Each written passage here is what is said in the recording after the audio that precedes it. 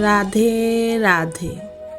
আজ আমরা শুনব শ্রীকৃষ্ণের এক অত্যন্ত কৌতূহলী এবং রহস্যময় কাহিনী, শ্রীকৃষ্ণ ও অগস্ত্য মুনির সেই অদ্ভুত বাজি। এটি এমন এক কাহিনী যেখানে দেখা যায় ভগবান এবং এক ব্রহ্মর্ষির মধ্যে শ্রেষ্ঠত্ব নিয়ে এক সূক্ষ্ম লড়াই চলেছিল। আজকের এই কাহিনী আমাদের শেখাবে যে জ্ঞানের চেয়েও বড় হলো সমর্পণ। পুরাকালে মহর্ষি অগস্ত্য ছিলেন তপোবলের এক জ্বলন্ত শিখা। তার শক্তি ছিল অকল্পনীয়। একবার দেবতাদের অনুরোধে তিনি হাতের এক অঞ্জলি দিয়ে পুরো সমুদ্র পান করে ফেলেছিলেন, যাতে অসুরেরা জলের নিচে লুকিয়ে থাকতে না পারে। তিনি বিন্ধ্যাচল পর্বতকে নত করেছিলেন। এই সব অলৌকিক ক্ষমতার কারণে অগস্ত্য মুনির মনে একটি সূক্ষ্ম দম্ভ জন্মেছিল যে এই ব্রহ্মাণ্ডে এমন কিছুই নেই যা আমি হজম করতে পারি না। দ্বাপর যুগে শ্রীকৃষ্ণের মায়ালীলার কথা শুনে তিনি মনে মনে হাসলেন। তিনি ভাবলেন শ্রীকৃষ্ণ হয়তো মায়ার রাজা হতে পারেন, কিন্তু তার তপোবলের ক্ষুধার সামনে ওই মায়া কি টিকবে। এই দম্ভ পরীক্ষা করতেই তিনি একদিন দ্বারকায় কৃষ্ণের রাজপ্রাসাদে এসে উপস্থিত হলেন। অগস্ত্য মুনিকে দেখে শ্রীকৃষ্ণ পরম সমাদরে আসন দিলেন, কিন্তু ঋষি গম্ভীর হয়ে বললেন, কৃষ্ণ, আমি তোমার আতিথেয়তা গ্রহণ করতে আসিনি। আমি এসেছি তোমার সাথে একটি বাজি ধরতে।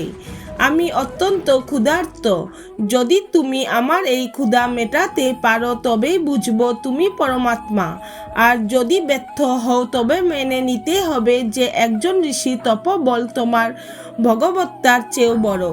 শ্রীকৃষ্ণ হাসি মুখে উত্তর দিলেন, মুনিবর, আপনি তো সাগর পান করেছেন।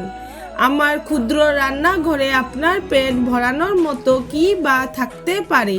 তবু আমি চেষ্টা করব, কিন্তু আমার একটি শর্ত আছে। আমি যা দেব তা আপনাকে সম্পূর্ণ শেষ করতে হবে।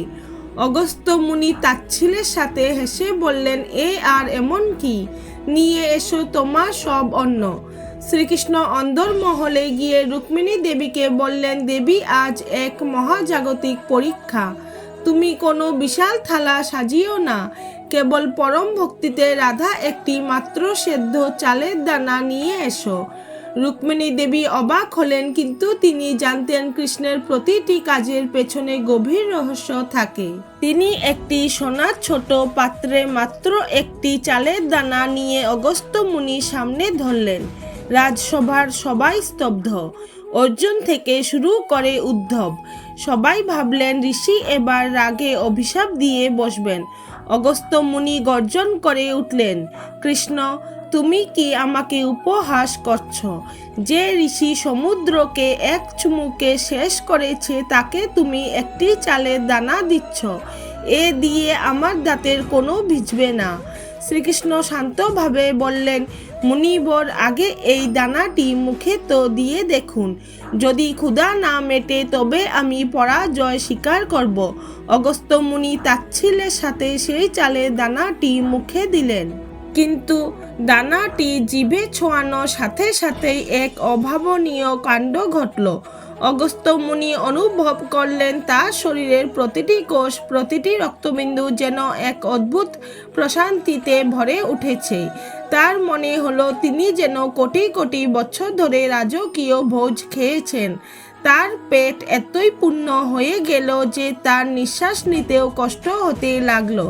সবচেয়ে বড় বিস্ময় ছিল এটি শুধু অগস্ত্য মুনি নন, সেই মুহূর্তে পুরো দ্বারকাবাসী, এমনকি ব্রহ্মাণ্ডের সমস্ত পশু পাখি ও মানুষের মনে হলো তাদের পেট ভরে গেছে এবং তারা এক অনাবিল তৃপ্তি অনুভব করছে। অগস্ত্য মুনি ঘামতে শুরু করলেন। তিনি দেখলেন শ্রীকৃষ্ণের সেই একটি চালের দানার ভেতর পুরো ব্রহ্মাণ্ড ঘুরছে। তিনি সেই দানার মধ্যে দেখতে পেলেন আকাশ, পাতাল, পাহাড়, সমুদ্র সবই। তিনি বুঝতে পারলেন শ্রীকৃষ্ণ যাকে প্রেমের অন্ন বলেছেন তা আসলে স্বয়ং ব্রহ্মাণ্ডেরই সার বস্তু।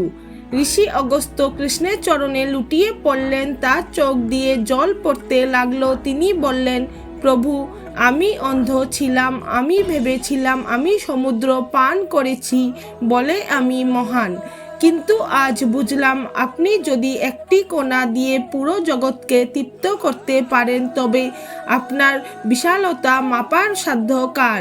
আমি তপবলের অহংকার করেছিলাম, কিন্তু আপনার ভক্তির এক দানার কাছে আমার সব শক্তি তুচ্ছ।